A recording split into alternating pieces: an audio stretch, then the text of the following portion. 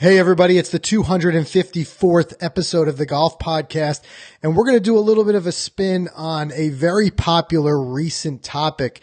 Not too long ago, we talked about some simple course strategies, not changes in your setup, not changes in your swing, nothing technical here. We're just talking about some course management strategies that you can use to break 100.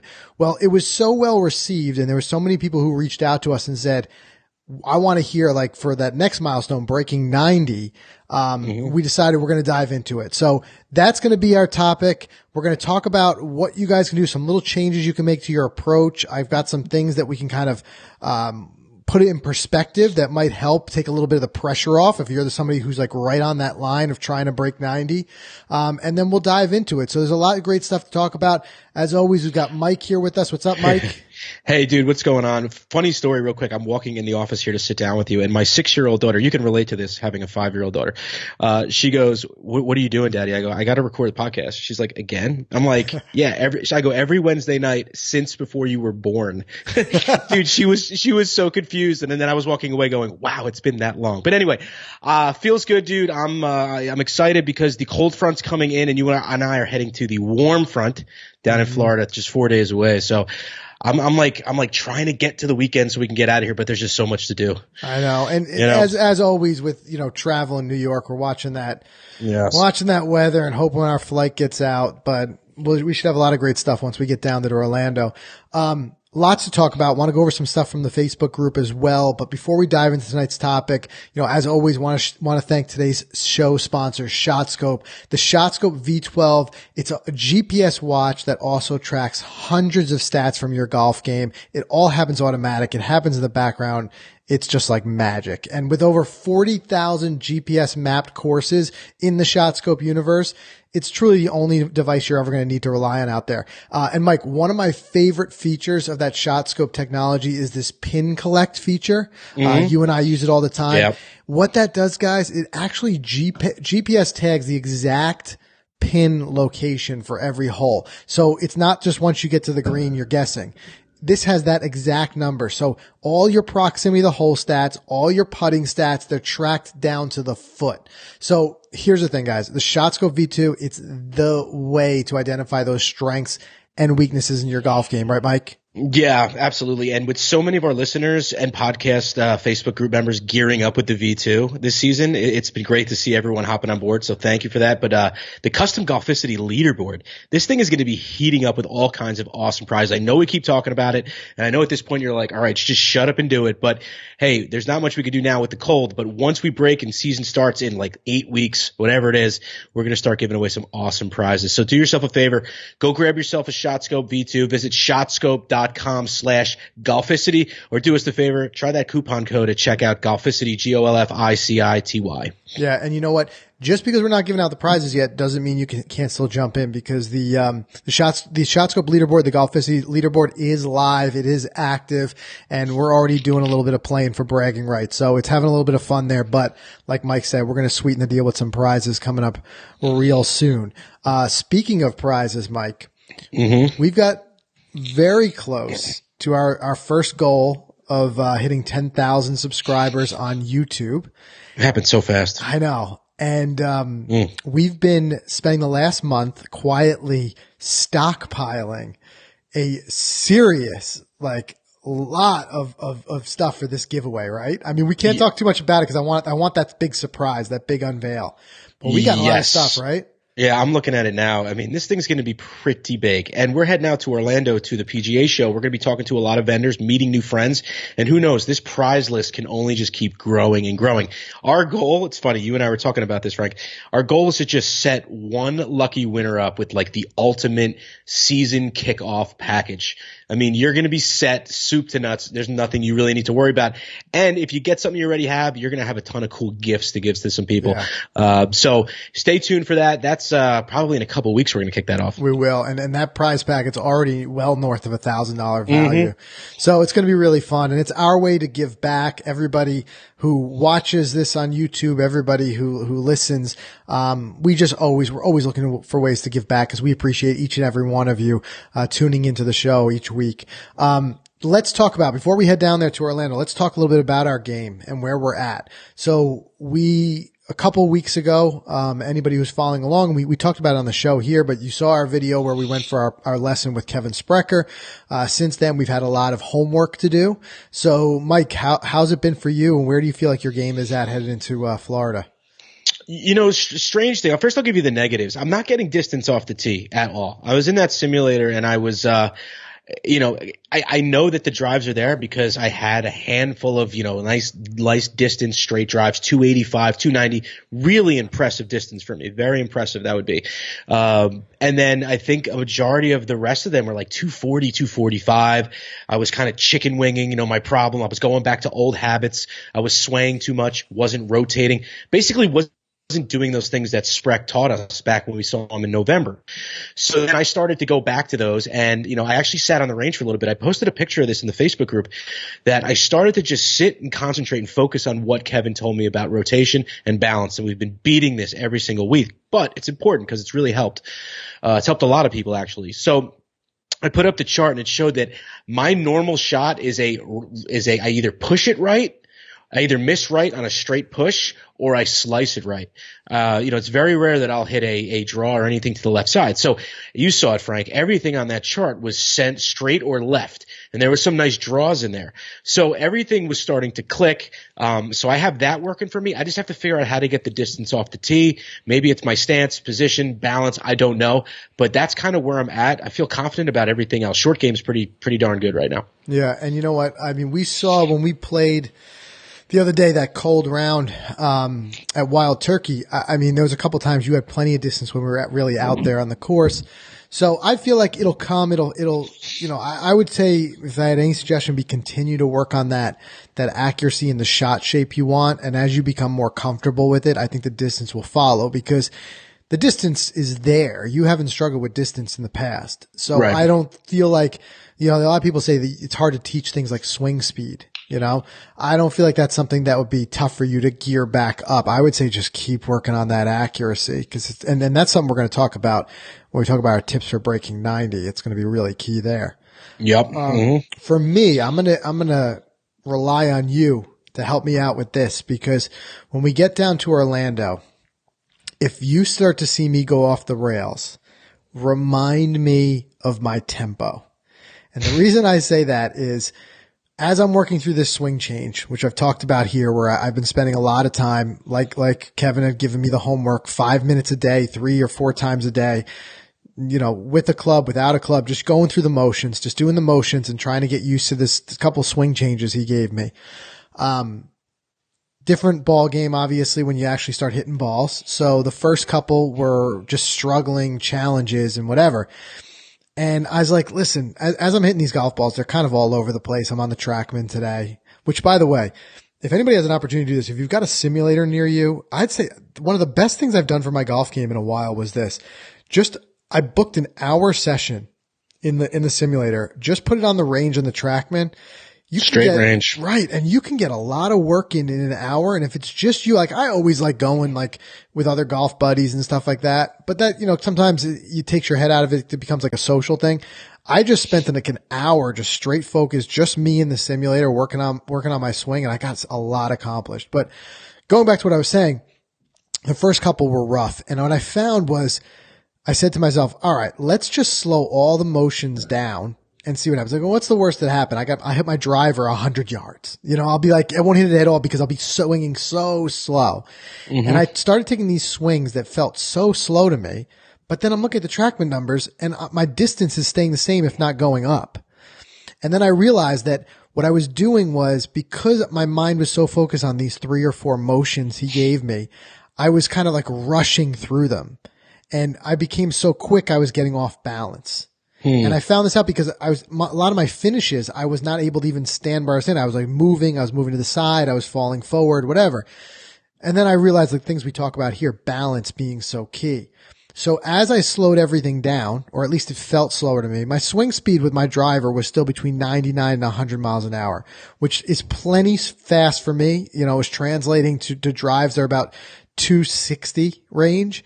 Honestly, that's all I need off the tee. And if I smash factor was legit. Yeah. I transfer the energy well. It's a matter of just, it's generating it. I don't usually generate a ton of, club head speed, but I said to myself, look, I'm just going to, go do this nice and balanced and a little bit slower. And all of a sudden I start to see it, I'm moving the ball better. Plus I found that it was a lot easier for me to do these new motions if I just slowed everything down a bit. So I'm going to keep working on that. I can imagine if you start to see me, like I said, go off the rails, I'm probably getting quick. I got to just slow it down. But yeah, we'll keep you in check. That's what you got to do. But I was really impressed with it. I started to hit the ball well. I started to I was working on specific shot of when I have to hit a fairway shot. I was working on that with the driver. What would I do? How would I change my swing to make sure I could do it? Unlike those, when you get those really wide open fairways, you can just kind of let it go, let it rip, bomb it, whatever. Here I was just trying to just put a good cut on it. So it felt good. Things were starting to work for me. It's just a matter of, it almost seems so counterintuitive. Sometimes you feel like you're swinging with a lot less force and effort, and yet the ball travels further. That's where the golf can be a confusing game sometimes. And I think it's primarily because of the fact that when you're in balance and you make a clean strike, that's where that energy gets transferred to the ball. You're able to have more distance. You could be swinging what feels like 1,000,000 miles an hour. If you're out of balance, you're not hitting the sweet spot, you're all over the club face, you start to work against yourself and lose out. So that's going to be my focus. I'm hoping to bring that into these rounds that we play while we're down there. Just smooth, easy, and make contact. How many swings do you think you get in today? I had to get in over 100 swings. How do you feel back-wise? I feel a little bit tight, but it's good. I mean, it's always tough. Well, that's good. You walk into this place from it being 20 degrees out with 10 layers on, and then you go in there and start working up a sweat. It's going to be difficult, especially when you got an hour booked and you're trying to do a whole long stretch session before it. But to me, I just like to keep moving. If I keep moving, I'm good. It's when I sit in front of a desk for 8 hours and then try to go play golf that I'm in trouble. Yeah, for sure. Sure. Well, it's good that you feel good, especially with 4.5 rounds next week. Yes. So it's good that you're in shape for it.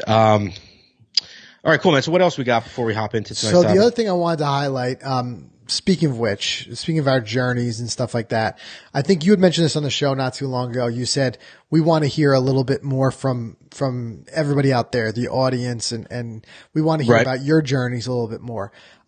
So I was really happy to see what our friend Ed D'Attusa is doing with his new segment. So Ed, going way back, started off as a listener of the show, like a lot of people. And then we just started to build a relationship over time. Now he heads up our Facebook group. He's one of our moderators on there. He's also just last year joined the Golficity contributor team. He's done some really great work with some of his articles and some of his videos he's done, but I'm really digging his latest thing. So what he's got going here, and we posted it in the Facebook group, he is going to be documenting his journey. He's calling it From Duffs to Darts on a Dime. He's giving himself roughly 10 months, which is this whole golf season, to get himself down from about a 20 handicap to a 12 handicap. So a lot of strokes he's got to shave there.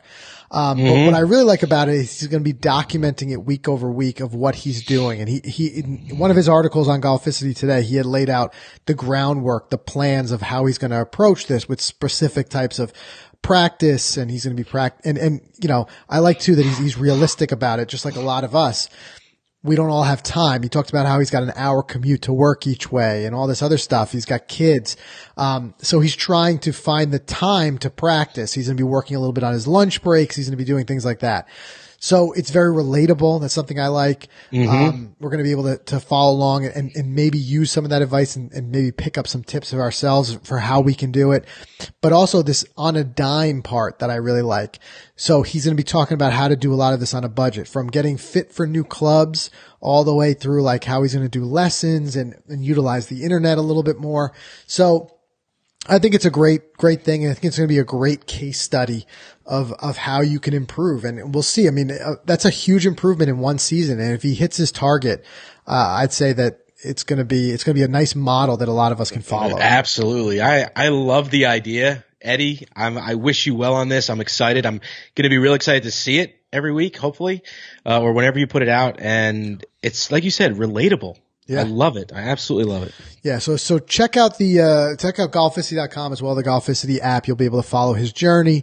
And we'll be talking about it a little bit in the Facebook group as well, which you can all join for free by just going to Facebook and searching Golficity or the Golf Podcast. That'll pop up. Speaking of the group as well, a couple other shout outs. I see a lot of people getting set up for the season, going for fittings. A lot of times it's a lot of people's first time fitting. So they're asking some questions, some great questions. And it's good to see that, the feedback that we're seeing of a lot of people when they do go for the fitting, they're having really great experiences. There was one that I wanted to shout out, Kyle Gray. So he had mentioned in the group that he was looking to get a fitting. He was talking about going to Club Champion. I told him, I've had nothing but great experiences with Club Champion. We've worked with the local location in Hackensack, New Jersey a few times. I did my putter fitting there. Mm-hmm. I like that they're independent fitters. You get to test a lot of different equipment. But I feel like the caliber of the knowledge there has never let me down. So Kyle just did that today as of when we're recording. So check this out, Mike. He said, did his fitting this afternoon. He said, definitely recommend having one done. Fitter was not pushy for a sale, of the clubs and straight up told me that my Gamer 3-wood wedges and putters produce better numbers and dispersions than everything else I tried, which is awesome. Yep. When they're not trying to sell you on anything and just saying, yeah, that works better. Plus I like that. That's a part of a fitting we don't always talk about. You always start with a baseline of your current setup. So there's a chance you keep some of your equipment, and if nothing else, when you walk out there with a little more confidence that it fits you. Mm-hmm. So he said 174 swings later. Yeah. A full bag fitting can really, you gotta, like we said, you gotta be ready for it. He determined that he needed a new shaft for his driver. He put a 4 hybrid in the bag, and he's going with the Titleist AP1 irons. Sweet. So cool. Yeah. And I'll tell you what, if your success with those APs is anywhere near what we've had, you're going to love them because they've been game changers for you and me, right?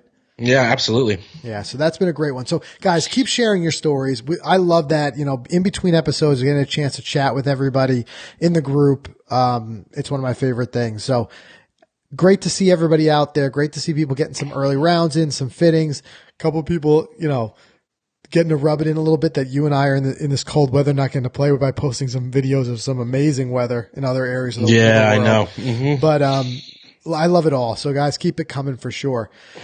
All right, Mike, let's do a quick word from our sponsor. And then I want to dive right into, tonight's topic where we're going to talk about a couple course strategies you can use to break 90.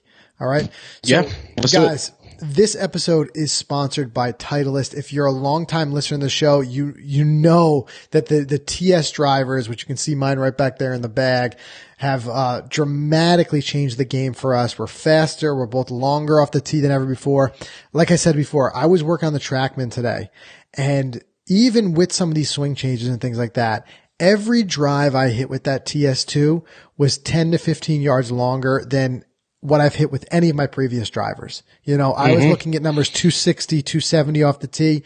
As we've talked about, if you can go back and listen to old episodes, I was in the past always happy with 250. So just having those extra 10, 15, sometimes 20 yards, it's a real game changer for me. And then I can see that in my shot scope stats that I'm more consistent, more accurate off the tee when I'm out on the course as well. Far better than in previous seasons, right? Yeah. And consistency is something that we definitely all crave in this sport. I mean, my THB, I'm finding more fairways and allows me to hit more wedges, into greens as opposed to 8s and 9s. So that's a really cool thing. I mean, after all, we want to be longer off the tee and we want to shorten the holes and score low, right? So, you start with the driver, start with the TS line, go get fitted, try it. You'll thank us. For free fittings, you could find a Titleist fitter near you and participate in what they call Titleist Thursdays. All you got to do is visit www.titleist.com/locator and search for your nearest fitter. And you know what? I want to just highlight too that Titleist Thursdays because I've been answering a lot of questions in the comments, especially we got a couple of questions like for instance, I had an example where, one guy had asked, he saw our fitting video and he said, I'm just, high school golfer and stuff like this. Is this something that would work for me? And if you're on a budget, if you're a newer golfer, those Titleist Thursdays, that's what you got to take advantage of, because you get to do all this. You get to try out the equipment. You get to go on the TrackMan. You get to go through a legit, real soup to nuts fitting. And it doesn't cost you a dime. So check out that locator, find a Titleist Thursday. It's the first tip that I give everybody when they ask, like, how can I do this? How can I do a similar type of fitting? That's your first place to start. Mm-hmm. And lastly, guys, big thank you to Peter Millar for sponsoring the podcast. When I think of Peter Millar, I think about quality, value, comfort, style. So guys, today I wore my 5-pocket pants. I wore those all day. It's that perfect transition. I knew I was going to be hitting the simulator at lunch, so I wore them to work. They're just, perfect for work, comfortable at the desk, look good, feel good. But then I go transition right to taking about 100 swings in the simulator. Again, comfortable, don't have to worry about, sweating too much, plenty of room for movement, able to hit the ball. I tell you what, these things are prime. Yeah. And you know what? I strike out every single time when it comes to buying pants. I just don't know what it is, and then in fact, I think this past week I returned 2 pairs of pants, because they just did not feel right. And they were from a competing brand and they were, pretty expensive. And, I really wanted a nice pair.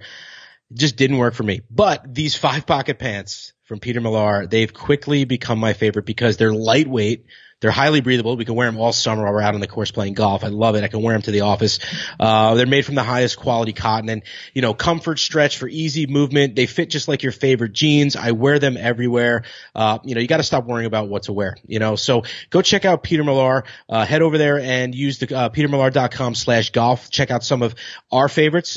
Use the link. petermillar.com/golf. Once again, petermillar.com/golf. And if you use that link, you'll get complimentary shipping and even a free hat, which I think is pretty cool. So definitely go check it out. Yeah, great stuff. And like I said, I've been wearing these pants now for probably, since 6 in the morning. It's about 8:30 at night. Maybe I should. It's too comfortable. I might sleep in them.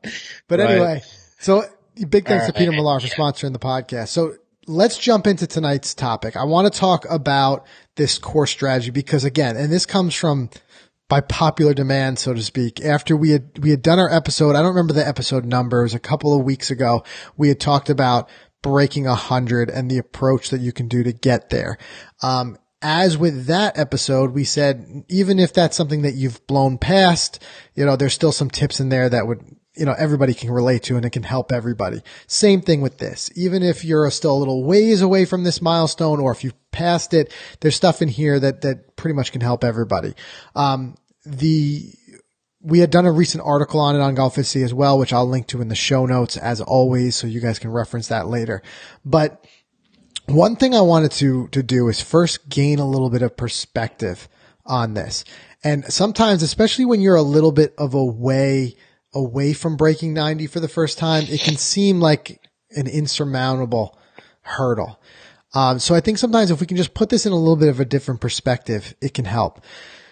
To break 90, you don't need to do anything outstandingly special out there. And the way I can kind of prove that is just think about it this way. If you're playing a traditional par 72 course, you can be 17 strokes over par and still reach your goal.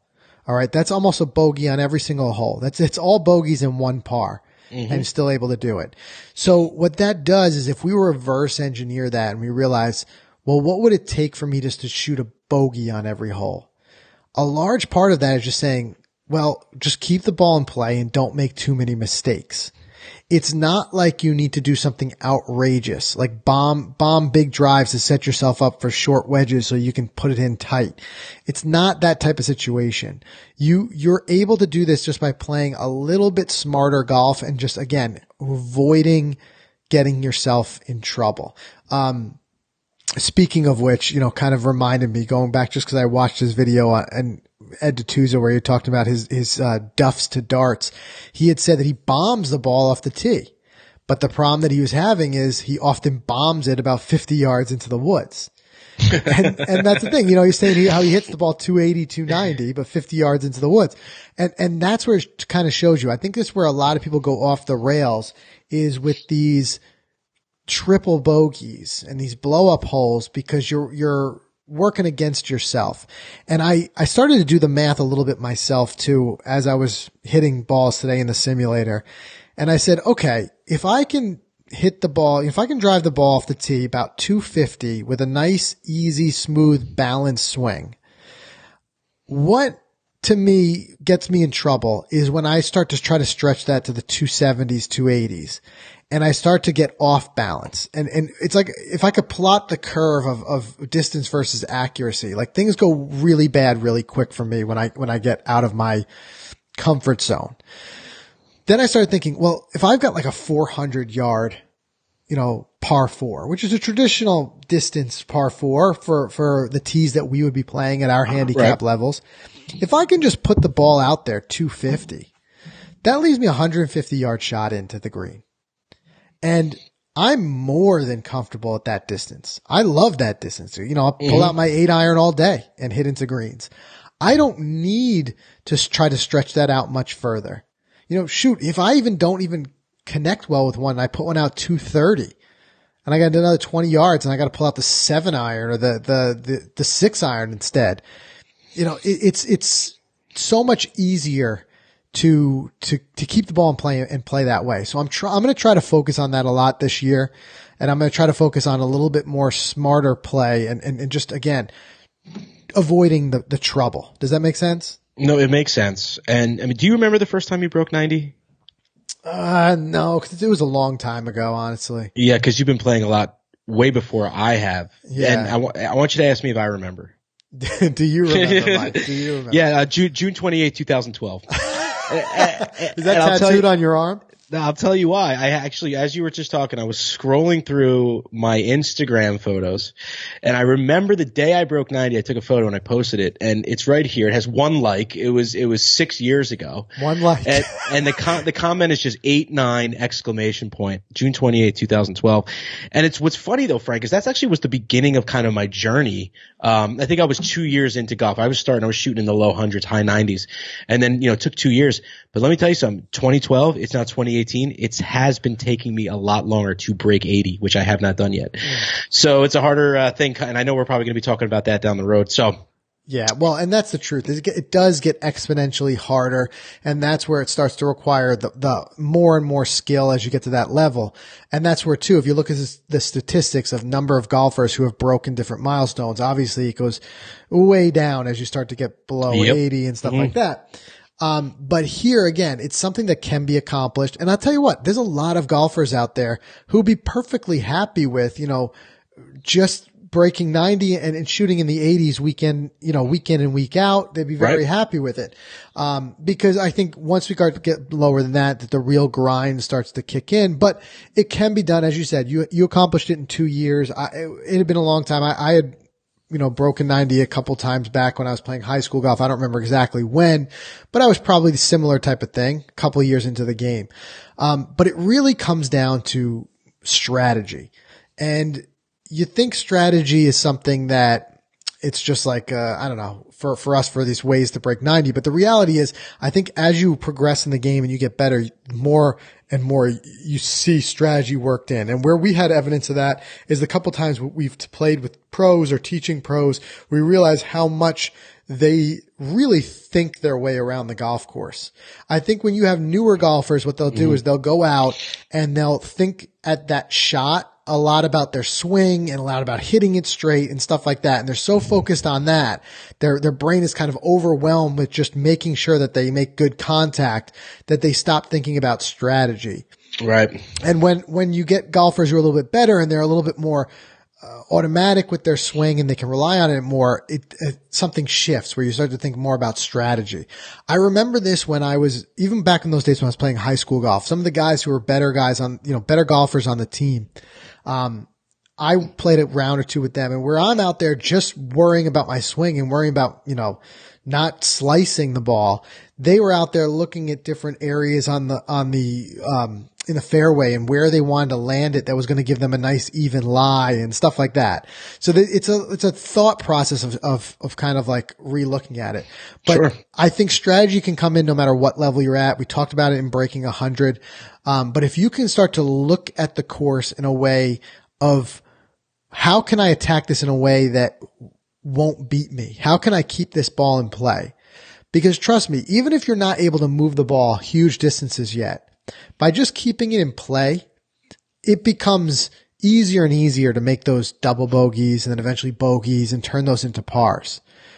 It's almost difficult to make a triple or quadruple bogey keeping the ball in play the whole way.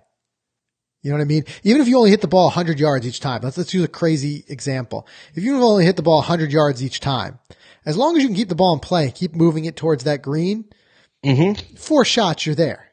Right. Right? So as opposed to hitting 3 off the tee because you bombed it into the woods. So again, it's all about that playing a little bit smarter.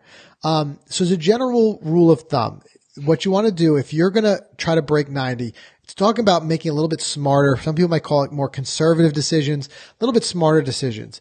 So sure, is it fun to try to pull off those crazy shots once in a while? Absolutely. But at the end of the day, you know, if you tried a shot that maybe you shouldn't have tried and you end up with a 91 or a 92, you're going to kind of regret that approach. And when I say these crazier shots, I'm not just talking about winding up and trying to kill it off the tee. I'm talking about when let's say you do hit a bad shot and you're a little bit blocked out. And then what do we try to do? We try to pull some sort of like crazy Tiger Woods move and thread it through the trees, right? Yep. And then all of a sudden we wonder why it hit a branch and it kicked out of bounds. And now we're dropping a ball from there. We're losing distance and strokes. If you can just keep that ball a little bit more, like I said, keep it in play and just take it a little bit of a smarter approach, you're going to find that it's going to help you in those areas. So you don't have to play perfect golf to break 90. As I said before, you can be 17 strokes over par, but it really comes down to being a little bit smarter with every shot decision you make out there. Yeah, and I want to add to that because there's a lot of listeners who are right in the ballpark here. You know, they're new to the game. They broke 100 before. They're sitting in the 95s, and they really want to break through to the next level. You know, you and I were there at one point, and I think one of the best bits of advice for me now that I'm consistently in the 80s now instead of just getting there a few times a season, now that's kind of where I am. And the reason for it is I think just lock in on that short game. Really hone those short game skills around the green because like you said, being conservative off the tee and getting out there 220, 230, you don't need to hit the green every time. And let me tell you something, Mr. 95, you're probably not going to hit the green every time. In fact, you're probably going to hit it 2 to 4 times around. Yep. Right? Let's be realistic. You're probably only hitting 2 to 4 greens around if you're shooting in the 90s, high 90s, mid 90s.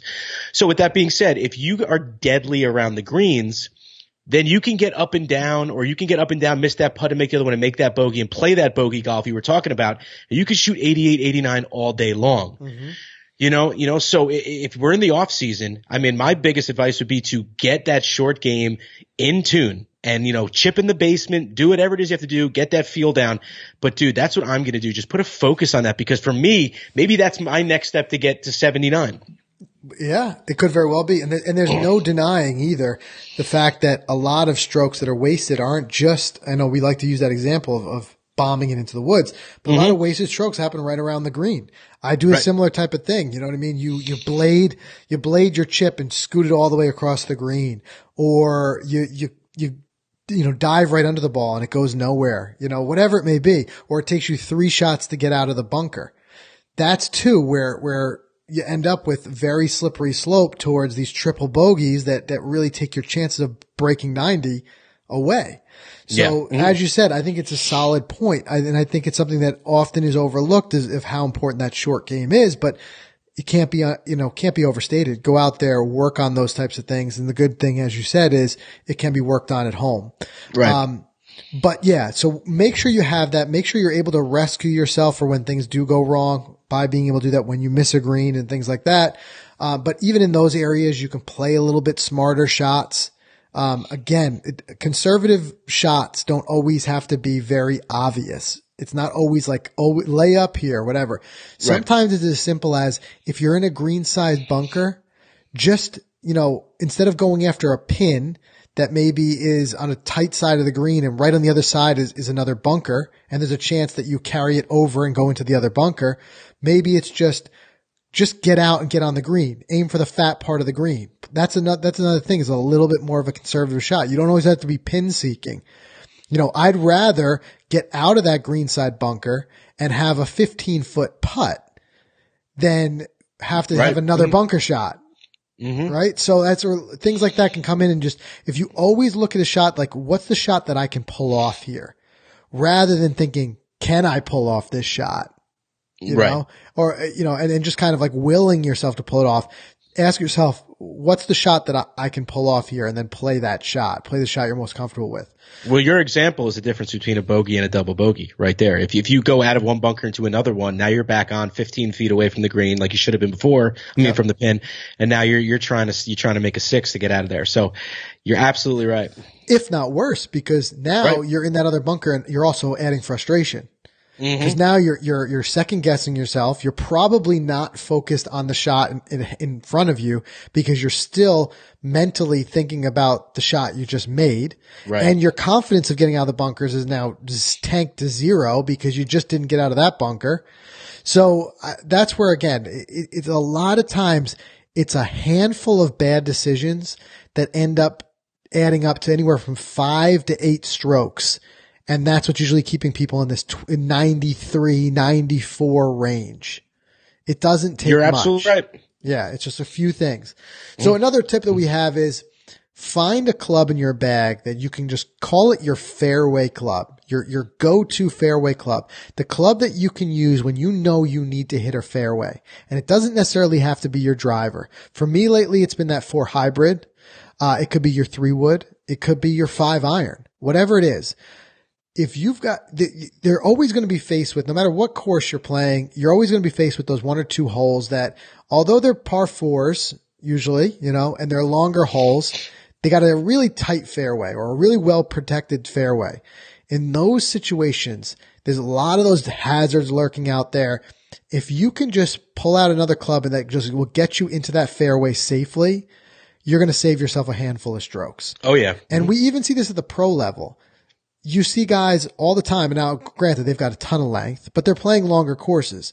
We see them on par 4s. They're pulling out less than driver on those holes that are a little bit tighter, or those holes that are a little bit trickier, or there's more bunkers in play in certain spots. I think the problem with a lot of newer golfers get into is they default to driver anytime it's something more than a par 3. Right. And if you can get away from that thinking and just look at hitting that fairway and whatever it takes to do it, you're going to benefit from it. And I have to do that more this year. I have to hit more irons off the tee. I'm sorry. I mean, I know. Because just from those couple times, even so far this season we've been playing together, it's like, I've been trying to ask that question more. Is this a driver hole? Do we go driver here? Because we love that confidence we have in these drivers now. Yeah. But we still don't know if it's the right approach. And that's just it. Like, you got to start to think of it backwards. And you could say okay, so let's say I pull out that 4 hybrid instead of my driver. Am I willing to sacrifice about 30 yards of distance for maybe a 40% better chance of hitting the fairway or something like that? And a lot of times it's going to return yes. Now, does that mean I think you should always hit this club off of every tee? No. I think to learn to use your driver, you have to use it. So I still think work on it. If it's something that you really struggle with, work on it on the range until, do a range session or 2 with it until you feel like you're gaining a little more confidence, then start working it back in. But again, you can't approach every hole exactly the same. I mean, the game of golf is, I think it's fun. A fun part of it is it being a strategic thinking man's game. So if you just blindly go up to par 4 and you just walk up to the tee box with a driver every time, you're selling yourself short and you're not really enjoying the strategy that comes with this game. Look at your tee shot, assess some of the things that could get you in trouble, some of those little things that can turn that into a quick triple or double bogey, and avoid them. Work the other way, work backwards and whatever. And whatever that may be, it might be, if you're the type of person who pushes the ball right, and this happens to be that one hole that runs OB down the whole right side, maybe don't hit the driver on that hole. Or something, because of the fact that you go OB, now you're hitting 3 off the tee. And again, now you're frustrated again. There's a very good chance that next drive off the tee goes in the woods, and now you're 5 off the tee. So, and that's where breaking 90 at that point becomes almost impossible, and you lose sight of it. So that's where, again, just look for those couple of holes, look for a couple of areas where you can make it just a little bit of giving yourself a better advantage. And then this next point we have, Mike, this kind of goes back to what you were saying with the short game. And it's just really work on taking it a little bit easier on the greens. And what we're going to say here really is it comes down to playing it safe. And when putting, that means you got to use a conservative speed in order to avoid those long comeback efforts. And I've said this for a long time on the podcast. Working on speed, I think, is really key to shaving strokes, more so than the read, the break, whatever. If you get the speed right on some of your longer putts, you're going to leave yourself a very makeable second putt. Even if you miss the break a little bit or whatever it may be. If you get that speed right, you're still going to be close. And that's something we see on the PGA Tour level. These guys, I was watching them last weekend at the Sony. Some of these guys with some incredibly long putts, and then, you see that camera angle that just keeps zooming in as they get closer and closer. Right. And even though they don't make it, they're very close. It's because they're getting that speed so right. And this is something you can work on the practice green or whatever it may be. But if you're setting your sights on breaking 90, the idea is to to roll the ball towards that hole, try, on those longer putts, 12 feet plus, just worry about, and we've seen those drills before where you put a little circle around it and you try to get it within that gimme, so to speak, range, gimme or tap in, whatever you want to call that range. If you just focus on that, rather than, a lot of times we see people who will they're always trying to hole it and they're powering it way past, or they don't get the speed right and it goes a little bit past and catches a hill, and now you've got like an 8-foot comeback. That's where a lot, again, strokes are just kind of like, it's so frustrating. When they say golf is a frustrating game, this is where that comes from. It's those frustrating leaves that you're just worried about making a 2-putt, not walking out there with a 3-putt. So that's where you can really get some improvement. So think first and foremost about getting the speed right. Obviously put a good read on it, but if you can really focus on that speed, it's going to help you. And as I said, even if you miss by a little bit, that speed is going to give you that short putt for your save. You get out of there. And again, there's another experiment. Try to get out of there 2 putts every hole. Again, you're getting yourself closer to the 90 that you want to be at. So as you get better at this, then you can start to progress towards those next milestones, breaking 80 and things like that. We'll talk about that more, but it really comes down to, if we simplify this down as much as we can, it comes down to not getting yourself in trouble by playing a little bit more conservatively, playing the shots you know how to play, and not taking one bad shot or one bad problem and making it worse by trying to continually pull off harder and harder shots that you can't do to try to make up for 1 or 2 errors. If you make an error, do the safest play, get it back in play, just keep the ball in play. Think about it. Most of the time when you play a really good round, what do? You say, wow, I played with the same ball. I didn't lose this ball the whole time. Right. All right. It's because you kept it in play. If you keep it in play, it's going to show on the scorecard. For sure. Couldn't agree anymore. Yeah. So give it a go, guys. Let us know what you think, as always, in the Facebook group. You can also hit us on social, tweet us, send us a message on Instagram. Or if you're not the social media person and you like to just use old-fashioned email, you can always email us at podcast@golficity.com. We try to get back to as many of those as we can. But let us know. Is there some sort of strategy? Is there something you've used in the past? How has it worked for you? And does it help you reach your milestone? Because that's what we're all about, is just ticking off those milestones and getting a little bit better, day by day. So, anything else, Mike, before we wrap this one up? No, man, let's just get our stuff together. Let's get out on the course, man. I'm so excited. I know. I'm so excited to be playing again too. I'm excited to be doing some more course vlogs and videos and bringing those out for you guys, as well as we'll have a little fun on the Instagram stories and the Snapchat stories. So make sure you guys are following along there. It's easy. The handle is Golficity, @Golficity, on every single one of those platforms. We're easy to find. So, and speaking of which, if we run into you guys, we've been running to more and more people when we're out there at the courses and stuff like that. Always make sure you guys say hi. We love talking golf. We love saying hi. So, we'll see you guys out there, and we'll see you in the Facebook group. Talk to you next week.